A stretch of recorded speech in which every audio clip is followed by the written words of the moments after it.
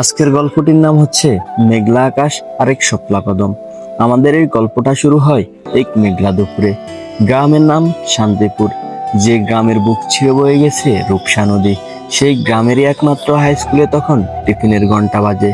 আকাশ, যে কিনা একটু লাজুক আর স্বপ্নবাজ টাইপের ছেলে, সেই স্কুলের বারান্দায় দাঁড়িয়ে দেখছিল কদম গাছ থেকে বৃষ্টি হয়ে জড়া ফুলের পাপড়িগুলো। হঠাৎ করে দৃশ্যপটে নূপুরের প্রবেশ। নূপুরে এই গ্রামেরই সবচেয়ে চঞ্চল টাইপের মেয়ে। তার হাসি মুখে যেন মুক্তা ঝরে। সে যখন বন্ধুদের সাথে হাসাহাসি করতে করতে বারান্দা দিয়ে পার হচ্ছিল, ঠিক তখনই আকাশের খুব পাশ দিয়ে যাওয়ার সময় তার হাত থেকে একটা নীল রঙের চিরকুট পড়ে গেল। নূপুর খেয়ালই করেনি। সে জ্বরের বেগে সিঁড়ি দিয়ে নেমে গেল। আকাশ দ্বিধা নিয়ে এগিয়ে গেল, চিরকুটটা হাতে তুলে নিল। চারপাশটা একবার দেখে নিয়ে চিরকুটের বাজ খুলতে সেখানে খুব সুন্দরভাবে হস্তক্ষেপে লেখা ছিল, আজ বিকেলে বটতলায় থেকো, খুব জরুরি কথা আছে। খুব জরুরি কথা আছে। আকাশের মনে প্রশ্ন, এই চিরকুট কি নূপুর?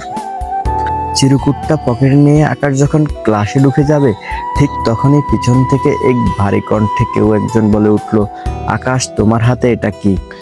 আকাশ কি সত্যি বটতলা যাবে? এই গল্পের বাকি অংশটুকু পেতে আমাদের চ্যানেলটি সাবস্ক্রাইব করে আমাদের পাশে থাকুন। ধন্যবাদ।